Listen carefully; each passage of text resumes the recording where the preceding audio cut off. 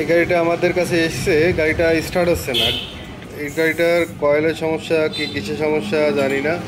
Self মারলে, যখন self মারা হচ্ছে তখন গাড়িটা উল্টো দিক দিচ্ছে। দেখেন এদিকে দেখেন,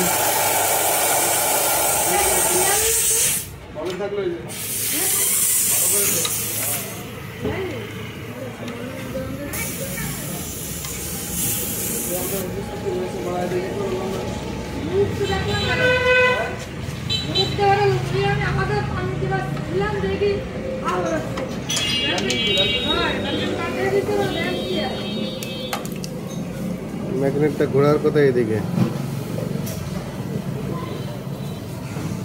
এদিকে ঘোরার কথা, কিন্তু ম্যাগনেটটা ঘুরতেছে এদিকে।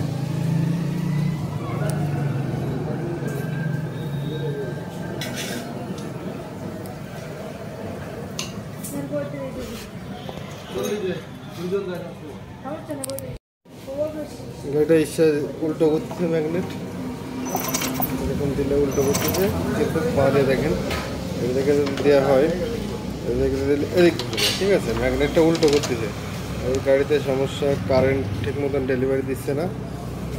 গাড়িটার ম্যাগনেটটা এদিকে ঘোরার কথা,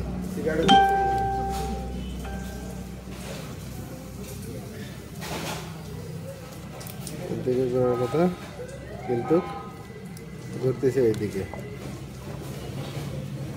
উল্টো করতেছে, সেলফগুলো উল্টো করতেছে।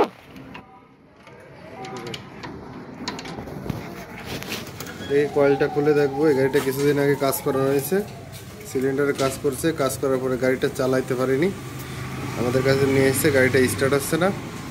এখন গাড়িটাতে প্রথমে একটা ব্যাটারি লাগানো হয়েছে, প্লাস মাইনাস সঠিকভাবে একটা নতুন নয়া ব্যাটারি লাগানো হয়েছে। তারপরে ইস্যু চেক করা হয়েছে, সমস্যা কোথাও পাইনি। এখন দেখব কয়েলটা খুলে কয়েলের ভিতরে কী সমস্যা আছে, কি আপনার ডিকম্প্রেসার হয়ে যাচ্ছে কিনা সেটাও চেক করব। সঙ্গে থাকুন আপনারা, ভিডিওটা দেখতে লাগুন। যে এটা ডিকম্প্রেসার হয়ে গেছে, গাড়িটা ডিকম্প্রেসার হওয়ার কারণে মোটর ম্যাগনেটটা উল্টো দিক ঘুরতেছে। এই গাড়িতে কম্প্রেসার যদি ঠিক মতন না দেয়, একটু কম বেশি হলেই উল্টো দিক ঘুরবে, ম্যাগনেট উল্টো দিক ঘুরবে, তাতে গাড়ি স্টার্ট হবে না।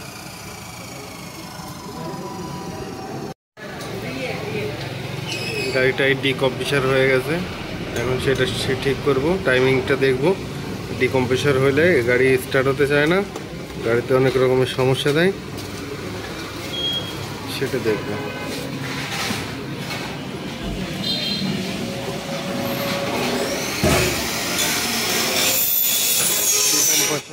ডিকম্প্রেসার হলে গাড়ির ম্যাগনেট উল্টো দিক ঘুরে। কেউ গাড়িটা খুলেছিল, খোলার পরে এখানে একটা কালো রাবার থাকে, সেই রাবারটা ফেলে দিয়েছে কোথাও, হয়তো ভুলে গেছে কি ফেলে দিয়েছে জানি না।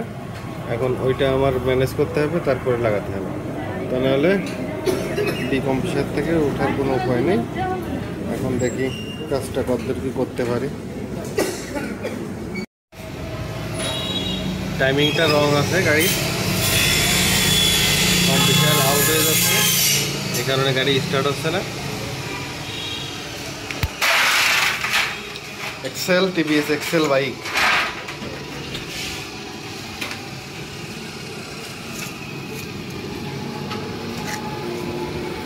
বললাম যে